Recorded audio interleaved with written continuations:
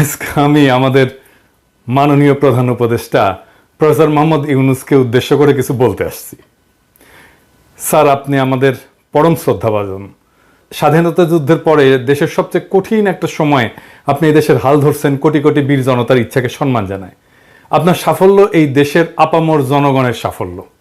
আমাদের প্রিয় মাতৃভূমি বাংলাদেশকে একটা স্বাধীন, সার্বভৌম এবং গণতান্ত্রিক রাষ্ট্র হিসেবে পুনঃপ্রতিষ্ঠিত করতে হলে আপনার সফল হওয়া ছাড়া আমাদের সামনে কিন্তু আর কোনো বিকল্প নাই স্যার।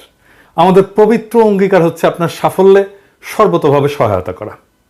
আমি সম্প্রতি বলছি যে দেশে এখন যেহেতু কোনো বিরোধী দল নাই, সেহেতু আমরাই একটা গঠনমূলক বিরোধী দলের ভূমিকা পালন করার চেষ্টা করব, অনেকটা শ্যাডো ক্যাবিনেটের মতো। আমরা আপনার সরকারের ভালো কাজগুলির প্রশংসা যেমন করব, তেমনি ভুল ভ্রান্তিগুলো অকপটে তুলে ধরব। আশা করি আমাদের এই সমালোচনাকে ভুল না বুঝে ইতিবাচকভাবে নেবেন। এই কথাটা এইভাবে বলার দরকার ছিল না, কিন্তু বলতেছে এই কারণে যে দুঃখজনক হলেও সত্য, এই দেশে সমালোচনা সহ্য করার সংস্কৃতি এখনো তৈরি হয় নাই। আপনি এই ব্যাপারে পথ দেখাবেন বলে আশা করি। আজ আমাদের সাম্প্রতিক ইতিহাস থেকে কয়েকটা ঘটনার কথা উল্লেখ করব যা আপনার আগামী দিনগুলোর জন্য প্রাসঙ্গিক। প্রথম ঘটনা হলো মুক্তিযুদ্ধের পরে শেখ মুজিবের দেশে প্রত্যাবর্তন।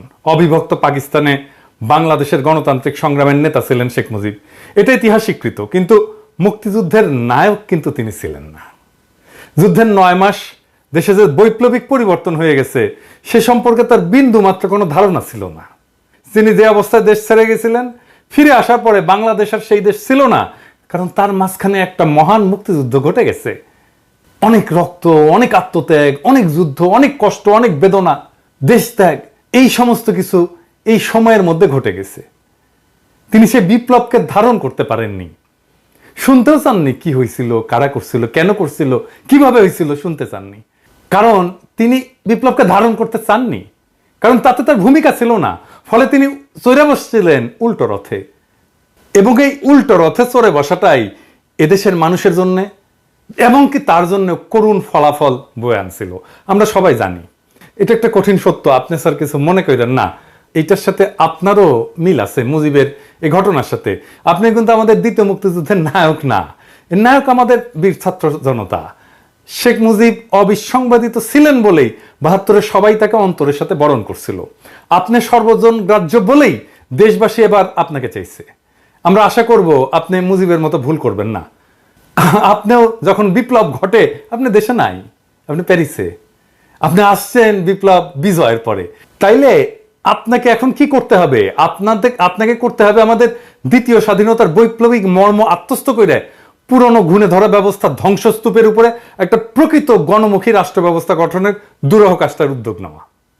এদেশের মানুষের উপরে বারে বারে চাপাই দেওয়া হয়েছে গণতন্ত্র, রাষ্ট্রবিনাশী স্বৈরশাসন এবং ফ্যাসিবাদ, যা কেবল জনগণের সকল অধিকার হরণ করে একটা প্রবল দুর্নীতিগ্রস্ত ব্যবস্থাই চালু করেনি, তা এদেশের স্বাধীনতা, সার্বভৌমত্ব, আঞ্চলিক অখণ্ডতা বিপন্ন করছে।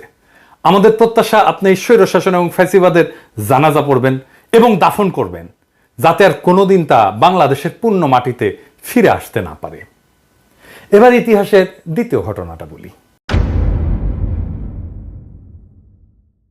আপনি জানেন যে রাষ্ট্রপতি জিয়া হত্যার পরে সেনাপ্রধান এরশাদ তাৎক্ষণিকভাবে ক্ষমতা দখল করেনি। সে সময় মানুষের সেন্টিমেন্ট এমন ছিল যে তাতে তার পক্ষে রাষ্ট্র ক্ষমতা দখল করা সম্ভবই ছিল না। সে ধীরে ধীরে ঠান্ডা মাথায় ক্ষমতা দখলের পরিকল্পনা করে। ঘটনাটা হইতেছে যে পরিকল্পনাটা কিন্তু সে করে না স্যার, করছিল এরশাদ ছিল ভারতের 1 নাম্বার পুতুল। সে কি করছে? সে নতুন রাষ্ট্রপতি নির্বাচন করতে দিছে, যে নির্বাচনে বিজয়ী হয়েছিলেন ভাইস প্রেসিডেন্ট বিচারপতি আব্দুস সাত্তার। প্রেসিডেন্ট সাত্তার আসনে বসার পর থেকে তার শয়তানি শুরু হয়, এরশাদের খেলা শুরু হয়। প্রথমে সে দাবি করে দেশ শাসনে সেনাবাহিনীকে অংশ দিতে হবে। সে প্রস্তাব করে দেশ পরিচালনার জন্য একটা জাতীয় নিরাপত্তা কাউন্সিল গঠন, যার প্রকৃত নেতৃত্ব থাকবে তার হাতে। সে প্রেসিডেন্ট সাত্তারের মন্ত্রীদের কাউকে কাউকে হাত কইরা নেয়, সরকারের ভেতরে বিভাজনের চেষ্টা করে এবং সফল হয়। কাকে হাত করছিল সে? হাত করছিল স্বরাষ্ট্রমন্ত্রী ডাক্তার আব্দুল মতিনকে, এবং পরে কিন্তু মতিন এরশাদের দলে যে জয়েন করে। প্রেসিডেন্ট সাত্তারের সাথে বিশ্বাসঘাতকতা কইরা এরশাদের সাথে হাত মিলায়া এক মন্ত্রী বাড়ি থেকে গাল কাটা কামাল নামে এক দুর্বৃত্তকে গ্রেপ্তারের নাটক সাজায়। এটা কিন্তু একটা নাটক ছিল। গাল কাটা কামাল কার শিষ্য ছিল সেটাও আমি জানি, যাই হোক সে গল্পে আর না যাই। এই নাটকটা এরশাদের সামরিক কুয়ের পথ প্রশস্ত করে এবং এটা পোস্ট করছিল ডিজিএফআই, সাজাইছিল। এরশাদ ক্ষমতা নেওয়ার আগে বিদেশি দূতদের মধ্যে একমাত্র ভারতীয় রাষ্ট্রদূতের সাথে সাক্ষাৎ করছিল, একমাত্র। এরশাদ এরপর যে সংসদ নির্বাচন করে তাতে হাসিনার নেতৃত্বে আওয়ামী লীগ হয় বিরোধী দল। এভাবেই ঘুর পথে ভারতের সাহায্যে আওয়ামী লীগ বাংলাদেশের রাজনীতিতে পুনর্বাসিত হয়। এরশাদ হচ্ছে ভারতের 1 নম্বর পুতুল, আর 2 নম্বর পুতুল হিসেবে কাজ শুরু করে হাসিনা। পুরা ক্ষমতা সরকারি দলও ভারতের, বিরোধী দলও ভারতের। এই হইল ভারতের বাংলাদেশের রাজনীতিতে আবার পা ফেলার সূচনা। এই নাটক যে আবার মঞ্চস্থ হবে না, আপনি কি স্যার সেটা নিশ্চয়তা দিতে পারেন? যে প্রেসিডেন্ট সুপ্পু আপনাকে শপথ দিছে যে পদে বহাল থাকলে সে তো আপনার নিয়োগও বাতিল করতে পারে না? তাকে পদে বহাল রাখা মানে হইল আওয়ামী লীগের প্রত্যাবর্তনের মহাসড়কটা খুলে রাখা। সুপ্পুকে বিদায় না দেওয়া পর্যন্ত আপনি নিরাপদ না। আপনার এই বুদ্ধি কেউ দেয় না। আপনারা সবাই বলে সংবিধান মেনে চলতে হবে, সংবিধানওয়ালাদেরকে ধরিচ্ছি, দাঁড়ান স্যার, ধরিচ্ছি স্যার, একটু সময় দিছি কিন্তু ধর্ম স্যার, কারা কারাই সংবিধানওয়ালা সেটা ধর্ম। এটা ছাড়াও আমি প্রবল সংখ্যার সাথে লক্ষ্য করতেছি যে 1 এরশাদের কালো ছায়া আপনার এবং আপনার সরকারের উপরে দীর্ঘ থেকে দীর্ঘতর হচ্ছে। আপনার উপরে চাপাই দেওয়া হয়েছে বেশ কয়েকজন উপদেষ্টা যাদের সাথে বিপ্লবের কোনো সম্পর্ক নাই, ন্যূনতম কোনো সম্পর্ক নাই। আমরা বুঝতে অক্ষম 1-11 3 কুশীলব জায়গা পাইছিল প্রথমেই আপনার উপদেষ্টা পরিষদে, আবার আরো 2 জনকে নিলেন, আলী ইমাম মজুমদার আর জাহাঙ্গীর আলম, 2 জনই তো 111 লোক। আর ফয়জুল কবির ও তো আবার প্রথম আলো, আর প্রথম আলো তো আবার 111।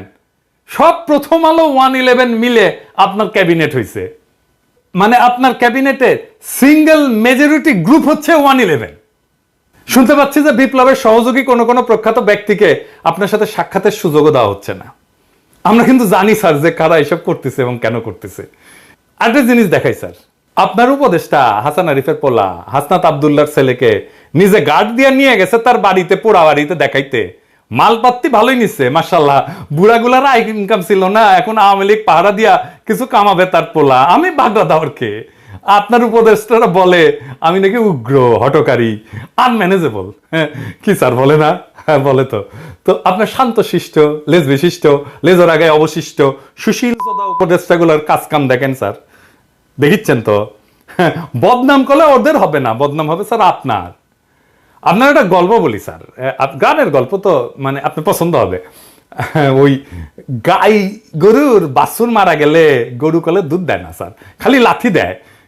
ওই গাই গরুর দুধ শুকা যায়।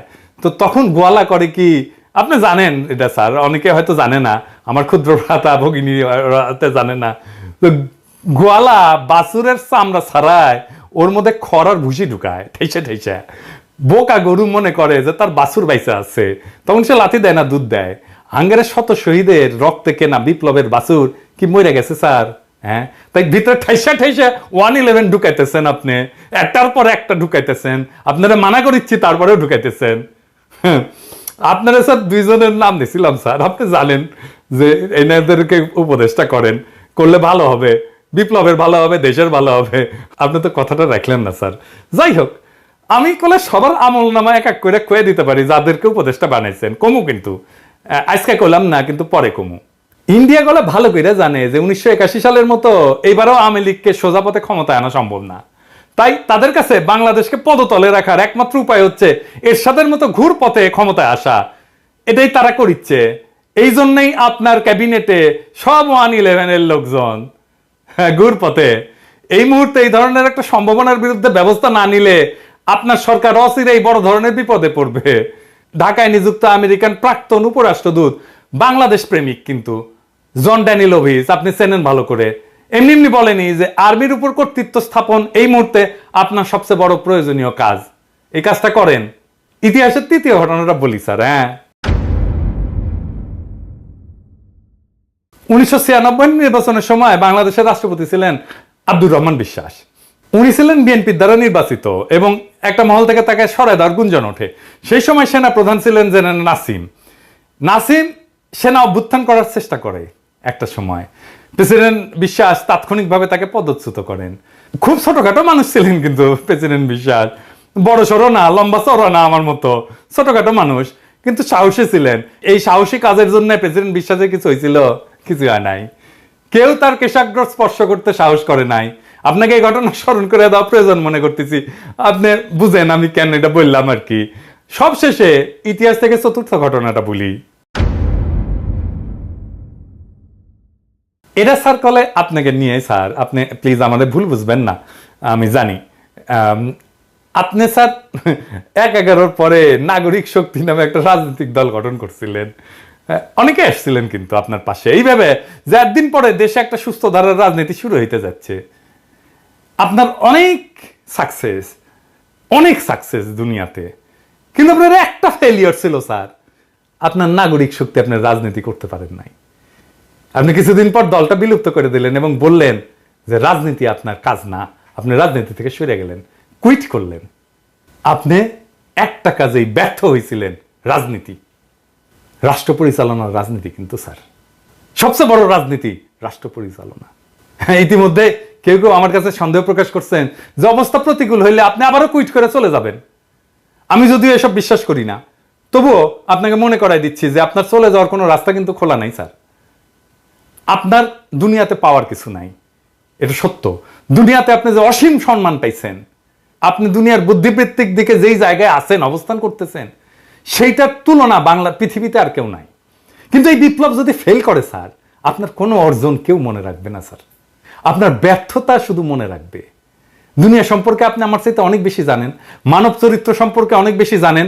আপনি মুরব্বী শুধু না, আপনি আমার গুরুজন, আপনাকে জ্ঞান দেওয়া আমার মানায় না। কিন্তু আমি আপনারে জ্ঞান দিতেছি না স্যার, আপনারে নির্মম রাজনৈতিক বাস্তবতা কইতেছি। আপনার পরম শুভাকাঙ্ক্ষীর মধ্যে পিনাকে এই রাজনীতির পঙ্কিল জটিল পথে দীর্ঘদিন হাঁটছে। আমার কথাগুলো চিন্তা করেন।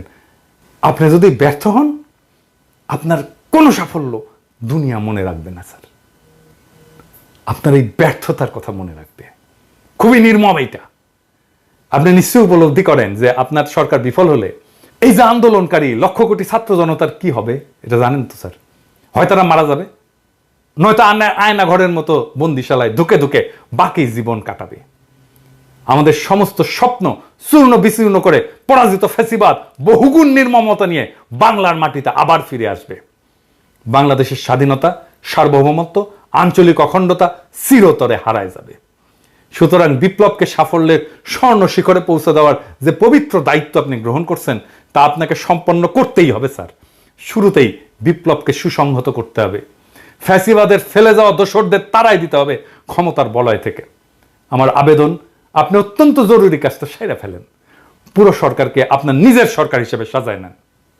ইতিহাসের যে ঘটনাগুলো উল্লেখ করলাম, তার সবচেয়ে বড় শিক্ষা হলো যে এই কাজে যে কোনো ধরনের বিলম্ব করা যাবে না স্যার। বেহুলা বাসর ঘরে ঢুকছিল সবচেয়ে আনন্দের সময়টা কাটাইতে, ওই বাসর ঘরের ছিদ্র পথে সাপ ঢুকে গেছিল। এই বেহুলার এই ক্ষমতার বাসর ঘরে ছিদ্র পথে অনেকগুলো সাপ ঢুকে গেছে, তাদের এই মুহূর্তে খতম করেন স্যার। আপনি রাষ্ট্রপতির দায়িত্ব গ্রহণ করেন, বিপ্লবী জনতা তাদের সমস্ত ক্ষমতা আপনার উপরে অর্পণ করছে। বিপ্লব সংবিধান স্যার, আপনাকে সংবিধানের পথে যারা হাঁটাচ্ছে তারা বিপ্লবের শত্রু। বিপ্লব যদি ব্যর্থ হয়, আমরা কিন্তু উপদেষ্টা মণ্ডলীর কাউকে ছাড়বো না স্যার। আপনি নির্ভয়ে রাষ্ট্রের পূর্ণ কর্তৃত্ব গ্রহণ করেন, রাজপথে আপনার অভিষেক হবে জনতার সমর্থনে। কিন্তু আপনি যদি ক্রমাগত আমাদের আহ্বান উপেক্ষা করেন, আপনার বিরুদ্ধে উচ্চকিত হইতে, এমনকি পথে নামতে আমরা দ্বিধা করব না। ইনকিলাব জিন্দাবাদ।